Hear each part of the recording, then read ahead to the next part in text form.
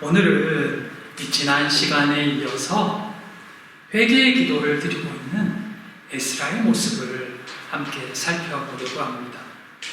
공동체를 위해 또 공동체의 죄를 짊어지고 하나님 앞으로 나아가는 그의 기도가 오늘 우리에게 깨닫게 하시는 말씀은 무엇인지, 또 그 가운데 우리는 어떠한 자세로 하나님 앞에 서며 어떤 모습으로 오늘을 살아야 되는지 말씀을 통해서 다시 한번 생각해보는 이 시간 되기를 소망합니다. 첫째, 우리의 죄로 인하여. 지난 시간에 그 방백들, 지도자들을 통해서 이스라엘 백성들이 돌아온 1차 귀환자들이 가나안에 사는 이방 민족들과 서로 통혼해서 섞이게 되고, 또 그 일에 지도자들이 으뜸이 되었다, 앞장섰다는 소식에 에스라가 큰 충격을 받고 기가 막혀 넋이 나간 채 앉아있는 모습을 함께 살펴보았습니다. 그것이 얼마나 큰 충격이었던지 에스라는 머리털과 수염을 잡아뜯고 자신의 겉옷과 속옷을 찢으면서까지 절망과 분노에 사로잡혀 있던 모습을 우리는 보았습니다. 그런 에스라의 모습을 보면서 그동안 드러내고 말하지는 못했지만 백성들이 타락하는 모습을, 지도자들이 나락으로 가는 엉망이 되는 모습을 보며 가슴 아파했던 많은 이들이 이 에스라 곁으로 하나씩 둘씩 모여드는 모습도 보았습니다. 그렇게 저녁 제사 때가 될 때까지 기가 막혀 앉아있던 이 에스라는 드디어 하나님께 저녁 제사 드릴 그 시간이 되어서야 여호와 앞에 무릎을 꿇고 회개 기도를 드립니다. 옷은 다 찢어지고 머리털과 수염도 엉망이 된 그 모습 그대로 말입니다. 그의 첫 마디 기도는 너무 부끄럽고 얼굴이 뜨거워서 감히 하나님 앞에 얼굴을 들지 못하겠습니다 라는 자복의 기도였습니다. 이방인과의 통혼의 죄,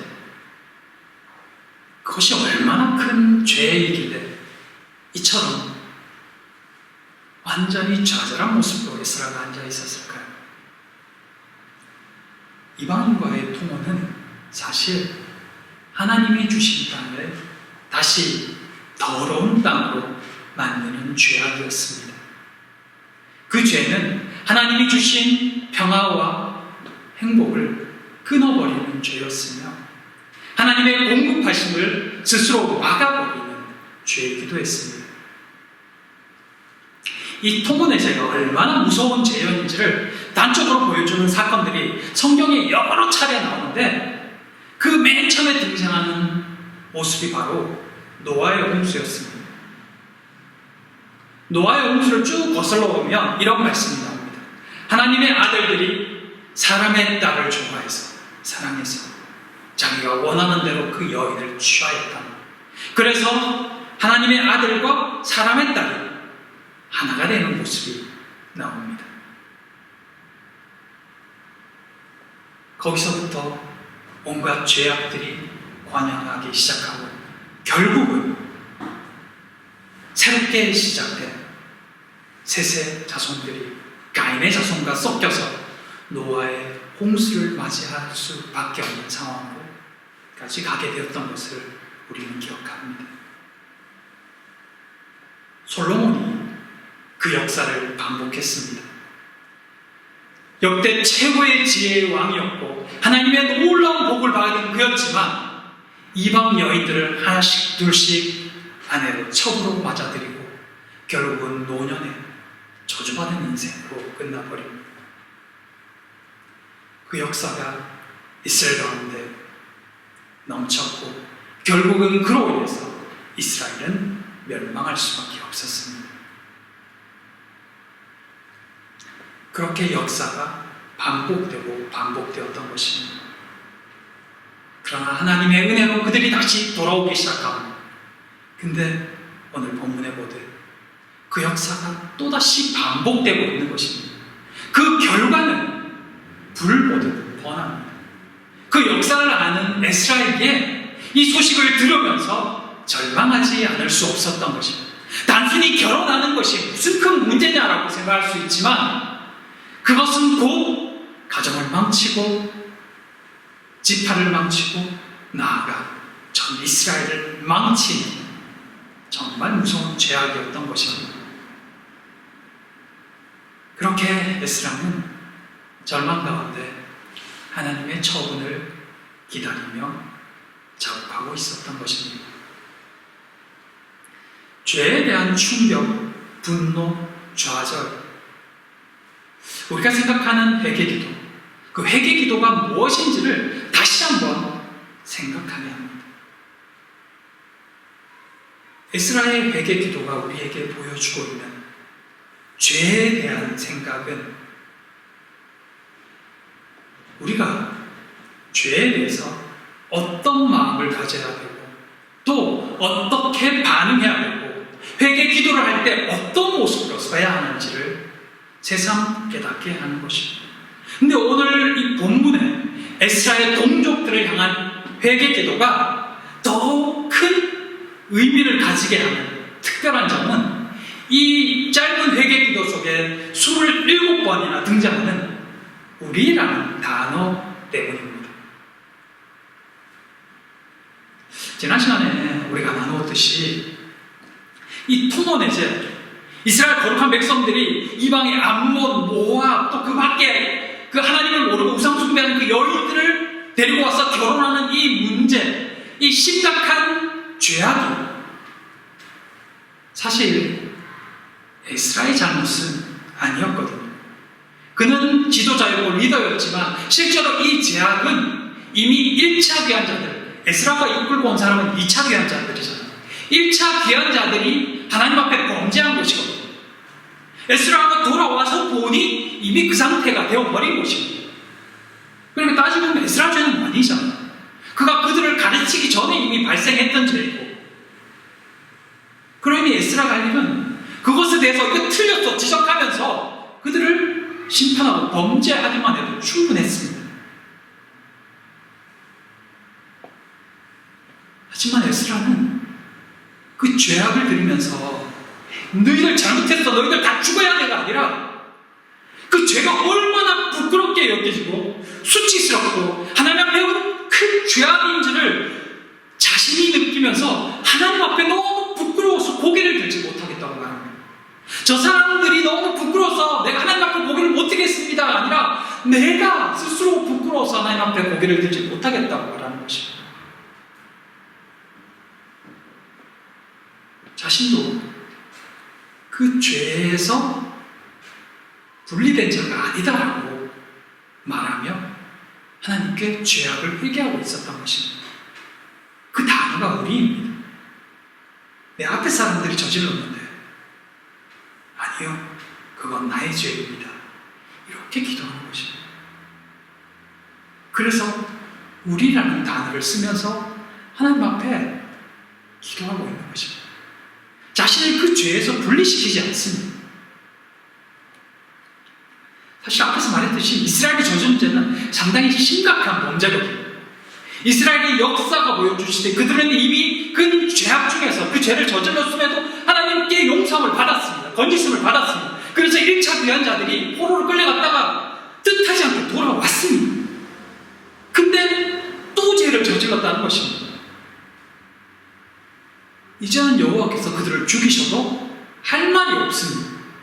근데 에스라가 자청해서 나도 그 죄를 저질렀으니 하나님 나도 벌 주십시오, 이렇게 요청하는 겁니다. 목숨을 내걸잖아요. 우리가 흔히 생각하는, 한국 사람들이 자주 쓰죠, 우리라는 표현. 내 아빠 내 엄마가 아니라 우리 엄마 우리 아빠, 우리 민족, 우리 교회, 우리 사람들, 우리라는 표현을 참 많이 쓰잖아요. 근데 그 우리라는 표현이 정말 놀랍고도 큰 단어거든요. 그래서 유독 한국 사람들이 그 정이 강하고 그런지는 모르겠어요. 근데 에스라고 쓰고 있는 이라는 표현, 나도 저들과 같이 벌받을 각오가 되어 있다. 그들의 죄만이 아니라 나의 죄다라고 말하는 것. 왜 이렇게까지 에스라는 그들과 하나님을 말하고 있을까요? 자신도 이스라엘 백성들과 동일한 운명 공동체다라는 걸 말하고 있는 것입니다. 사실 만일 에스라가 정말 정치를 할 줄 아는 사람이라면 이 기회를 삼아서 1차 귀한 자들의 무슨 길을 잡고 그동안의 기득권들을 누르는 하나의 기회로 삼았을 것입니다. 너희들 하나님 앞에 이런 범죄 저질 없이 다 회개해. 잘못됐어. 너희들 이제는 하나님 말씀을 가르치는 내 말을 들어. 내가 진짜 리더야.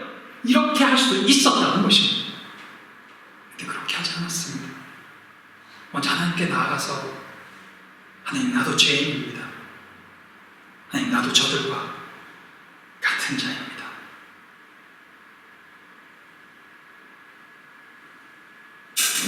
운명 공동체, 신앙 공동체가 어떤 것인지를 그들을 위해 기도한다, 그들과 함께 우리가 된다는 것이 어떤 것인지를 에스라가 보여주고 있는 것입니다. 그들이 남이 아니라 내가 될 때, 우리가 될 때, 그들을 향한 그의 회개 기도는 또 단절하고 진실하고 애절할 수밖에 없다는 것입니다. 우리는 교회를 신앙 공동체라고 말합니다. 신앙 공동체라는 말은 곧 신앙 안에서 형제가 되고 자매가 되고 하나가 되었다는 뜻입니다. 이건 그저 교회를 위해 우리는 희생해야 된다 이걸 말하는 게 아닙니다. 교회를 위해 네 거 다 드려, 너 희생해야 돼, 이 이야기를 하고 싶은 게 아닙니다. 신앙 공동체라는 것은 우리 각자가 연약하다는 것을 인정하고 그렇기 때문에 서로의 연약한 부분을 채워주고 기도해주고 세워주고 그러면서 서로가 각자 하나님 앞에서 온전한 신앙인으로 살아갈 수 있도록 도와주며 하나의 연합을 이루는 공동체, 그게 바로 신앙 공동체라는 것입니다. 그렇게 되면 공동체 안에서 넘어진 자가 결코 남의 일이 되지 않게 되는 것입니다. 될 수가 없는 것입니다. 누군가의 눈물을 볼 때 나도 울지 않을 수 없는 것입니다. 왜냐하면 우리이기 때문입니다. 그게 하나님이 하나로 묶어주신 신앙 공동체의 모습이고 그게 정말 하나님이 원하시는 공동체라는 것입니다. 그게 교회라는 것입니다. 어떤 한 공동체, 그냥 한 건물을 만들어가는 게 아니라 정말 서로가 연합해서 하나가 되고 한 모습이 되고 하나님 안에 한 자녀가 되는 것, 그게 하나님이 기뻐하시는 신앙 공동체의 모습이고, 그래서 우리는 누군가의 연약함을 볼 때 그것을 비난하기보다 그것을 보며 함께 울어줄 수 있게 되는 것입니다. 에스라가 그러했다는 것입니다. 한 형제이고 한 가족이고 한 지파이고 하나이기 때문에 그게 신앙 공동체의 모습이 될 때 진짜 우리가 되는 것입니다. 그리고 우리의 누군가를 향한, 서로를 향한 기도는 더 간절해질 수밖에 없고 더 진실해질 수밖에 없는 것입니다. 사랑하는 성도 여러분, 그렇게 우리를 받아들였을 때 반응하는 모습이 바로 10장에 나오는 백성들의 모습입니다. 죄에 동참하는 이들이 다시 하나님 앞에서 스스로의 잘못된 부분을 깨닫고 끊어버리는 모습이 이어지는 10장의 모습이라는 것입니다. 그게 진짜 공동체가 되고 진짜 하나님 앞에서 우리가 되었을 때 나타나는 모습인 것입니다. 그걸 위해 에스라가 먼저 회개하며 하나님 앞에 철저히 자복하고 있는 것입니다. 신앙 공동체는 결코 서로의 희생을 강요하는 공동체가 아닙니다. 신앙 공동체는 서로를 살리는 공동체이며 서로가 없이는 나도 온전한 신앙인으로 설 수 없다는 것을 고백하는 서로서로 세워주며 좀 더 온전한 모습으로 하나님 앞에 나아갈 수 있게 되는 것입니다. 우리 공동체도 그렇게 되었으면 좋겠습니다. 서로를 생각할 때 가슴 아파할 수 있고 진심으로 기뻐할 수 있고 또 행복해할 수 있는 그런 신앙인으로 세워가는 우리가 되었으면 좋겠습니다. 그런 은혜가, 그런 믿음이, 결단이 우리 모두에게 있기를 진심으로 소망하고 기도합니다. 하나님 앞에서 진심으로 이스라엘 공동체의 죄에 대해 회개하는 이 에스라의 기도를 보면 또 두 가지 특징이 나옵니다. 그가 어떻게 회개 기도를 하느냐? 그의 첫 번째 회개 기도는 이 이스라엘 역사에 기반한 회개 기도라는 것을 알 수 있습니다. 그는 이 지나온 이스라엘의 역사를 회고해 보면서 하나님이 어떤 은혜를 베푸셨는지를 기억합니다. 하지만 또한 그 속에서 이스라엘 백성들이 그 은혜를 죄악으로 갚았다는 것, 그로 인해 하나님의 징계를 받을 수밖에 없었다는 것을 기억하고 또 고백하죠. 네, 놀랍게도 하나님께서는 또다시 은혜를 베풀어 주셔서 이스라엘 백성들에게 거룩한 초소에 박힌 못 갖게 해주셨다고 고백합니다. 그 성소를 치고 또는 천막을 칠 때 말뚝을 박잖아요. 하나님께서 그 말뚝을 주셨다는 이야기거든요. 근데 어떤 장소에 천막을 치고 말뚝을 박는다는 것은 그게 합법적이라는 뜻이거든요. 그들이 합법적으로 그 땅에 거주할 수 있게 되었다는 겁니다. 근데 여호와께서 거룩한 초소에 말뚝을 주셨다, 또는 이 박힌 못이 되게 되었다는 것은, 이 거룩한 초소라는 것은 하나님만 또는 이스라엘 땅을 의미하거든요. 이게 뭐냐면 이스라엘 백성들을 범죄해서 그 땅에서 쫓으셨는데 다시 불러들여서 그 땅에 합법적으로 거주할 수 있도록 은혜를 베푸셨다는 거예요. 우리가 알듯이 바사왕 고렉스 또는 아락사스다 왕의 마음을 확 바꾸어서 갑자기 이스라엘 백성들이 바벨론 땅에서 이스라엘 땅으로 다시 귀환할 수 있도록 허락해 주셨다는 거예요. 그게 하나님이 그들에게 다시 베푸신 은혜라는 것을 에스라는 고백하며 감사했던 것입니다. 그렇게 1차 귀환자들이 돌아올 수 있도록 해주셨다는 것입니다. 근데 오늘 본문에 보면 그 1차 귀환자들이 또다시 범죄했다는 소식을 2차 귀환자들을 이끌고 온 에스라의 귀에까지 들렸으니 이 일을 어찌하겠다는 것입니다. 지나온 역사를 쭉 돌아볼 때 그 범죄가 이스라엘을 멸망케 만드는, 하나님의 심판을 받게 만드는 가장 큰 이유가 되었는데, 돌아온 자들이 또 그 죄를 저질렀으니 이제는 죽여도 할 말이 없다라고 하나님 앞에 고백하고 있는 것입니다. 지나온 시간들을 통해서 하나님의 은혜를 기억하며 또 그 속에서 자신들이 어떤 죄를 저질렀는지를 고백하고 있는 에스라의 기도는 우리가 왜 날마다 하나님 앞에 겸손하기를 힘써야 하는지를 깨닫게 합니다. 우리는 종종 또 속으로 가끔 그런 생각을 하죠. 실패한 신앙의 선배들 또는 잘못돼가는 그 교회의 모습들, 특별히 대형교회를 많이 이야기하지만 그들을 보면서 쉽게 평가하고 또 정죄하는 경향들이 있죠. 네, 실제로 역사를 통해서 보면 비슷한 죄들이 계속 반복되고 있다는 것을 알 수 있습니다.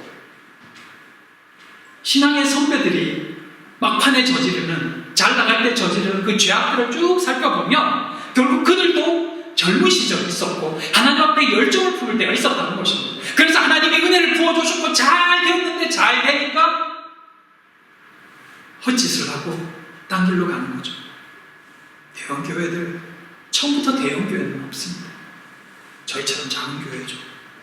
그렇게 하나님 앞에 진심으로 기도하고 서가고 은혜를 부어주셔서 그곳에 성도들이 놀고 그러면서 안정돼 가는데, 안정되면 딴 게 보인다는 것입니다. 근데 이게 그 교회만의, 그 성도만의 일이냐? 패턴이라는 것입니다. 처음에는 겸손하지만, 처음에는 하나님을 간절히 바라지만, 은혜가 부어지면, 은혜가 쏟아지면 그것을 누리다 나중에는 내가 한 것처럼 그렇게 헛길로 가는, 잘못된 길로 가는 모습을 우리는 자주 봐왔다는 것입니다. 그 말은 우리도 예외가 아니라는 뜻입니다. 그게 역사를 통해 배우는 인간의 상태입니다. 나는 그들과 달라. 나는 그렇게 은혜를 부어주셔도 안 그럴 거야. 나는 교회의 짐이 되지 않을 거야. 나는 마지막까지 거룩한 목회자가 될 거야. 사실 교만입니다. 아무도 그렇게 말할 수 없습니다. 장담할 수 없습니다. 신앙 공동체를 힘들게 만드는 그들의 모습이 미래의 내 모습이 될 수 있다는 것입니다. 이스라엘이 용서받고도 또 그 죄를 반복해서 역사를 통해 반복해서 저지르는 모습이 보여주듯이 우리 교회 역시 나는 달라고 생각하며 자만하는 순간 그들과 똑같은 전철을 밟을 수 있다는 것을 잊지 말아야 합니다. 그것이 역사를 통해 배우게 되는 인간의 연약함입니다. 교회에서 일어나는 많은 문제들, 각자가 하나님을 떠나며 타락하는 모습들, 그 어느 것 하나 사실 새로운 것이 없습니다. 거의 대부분은 같은 모습, 같은 이유, 같은 상황들 속에서 발생합니다. 그래서 우리는 역사를 기억해야 하며 말씀을 기억해야 하는 것입니다. 나는 다를 거야 라는 생각부터 버려야 합니다. 그저 두려움으로 잘못된 전철을 밟지 않도록 조심하고 경계하고 말씀 앞에 스스로를 날마다 살펴야 합니다. 그래야 죄악의 길을 따르지 않을 수 있습니다. 또한 우리는 하나님이 이스라엘에게 주신 이 말씀, 너희가 가서 얻으려 하는 이 땅은 더러운 땅이니라는 이 말씀을 기억해야 합니다. 하나님이 맨 처음 가나안 땅을 주실 때, 이스라엘 백성들에게 가나안 땅을 허락하실 때 말씀하셨습니다. 그 땅 거룩한 땅 아니야. 더러운 땅이야. 깨끗하고 거룩한 땅이 아니라 더러운 땅이야 라고 말씀하셨다는 것입니다. 범죄로 가득한 타락이 일상인 땅, 그 땅이 하나님께서 이스라엘 백성들에게 허락하신 약속의 땅이었습니다.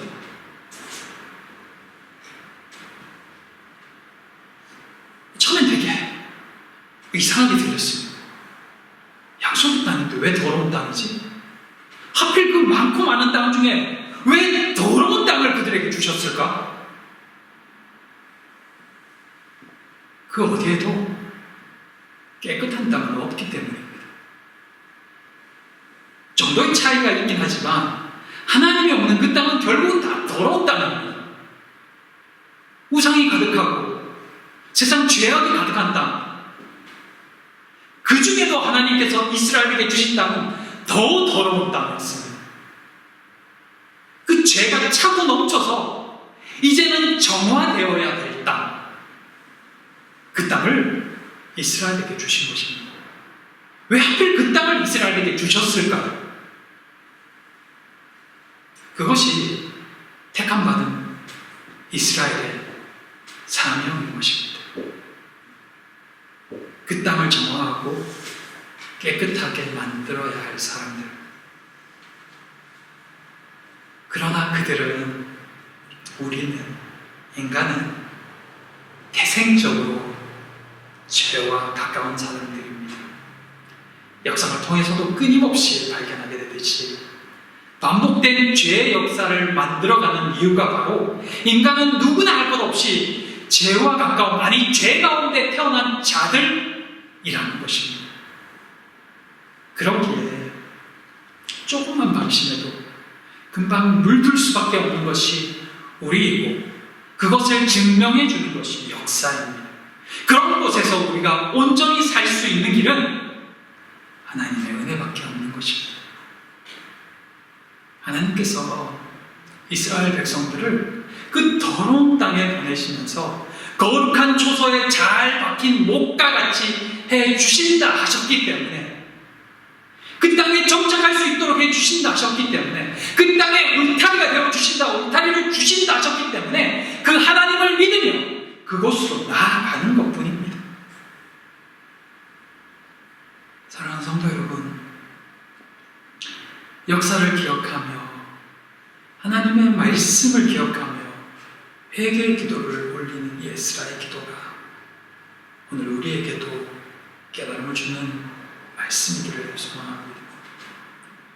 우리는 결코 다른 죄인들과 크게 다르지 않다는 것, 우리 역시 언제든 그들이 밟아갔던 그 두 범죄와 실패의 길로 걸어갈 수 있다는 것, 그렇기 때문에 더욱 겸손함으로 두려움과 떨림으로 스스로를 돌아보며 하나님만을 붙들어야 된다는 것, 하나님이 우리를 초소에 잘 박힌 목같이 해주셨기 때문에 우리가 붙들 것은 하나님이 허락해 주셨다는 것, 하나님의 말씀, 하나님의 은혜밖에 없다는 것, 그걸 놓치는 순간 우리도 그들과 별반 없는 존재가 된다는 것,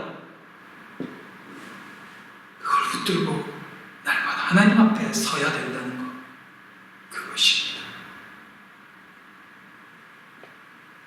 우리가 서 있는 땅이 더러운 땅이었다는 것, 그곳에 우리를 보내셨다는 것, 그것은 우리에게도 할 일이 있다는 것입니다. 그 할 일을 하기 위해선 하나님을 다시 붙들어야 합니다. 하나님 앞에 서야 합니다. 끊임없이 우리의 연약한 부분을 고백하고 회개하며 하나님의 인도하심을 받아야 되는 것입니다. 하나님의 처분을 기다리면서 그렇게 하루하루를 살아갈 때 그곳에서 우리가 서 있는 땅이 거룩해지는 것을 목도할 날이 있을 것입니다. 그런 은혜를 사모하며 앞으로 나아가는 우리 모두가 되었으면 좋겠습니다. 하나님께서 그렇게 우리를 사용해 주시기를, 붙들어 주시기를 진심으로 소망합니다. 이 시간 우리 함께 기도했으면 좋겠습니다.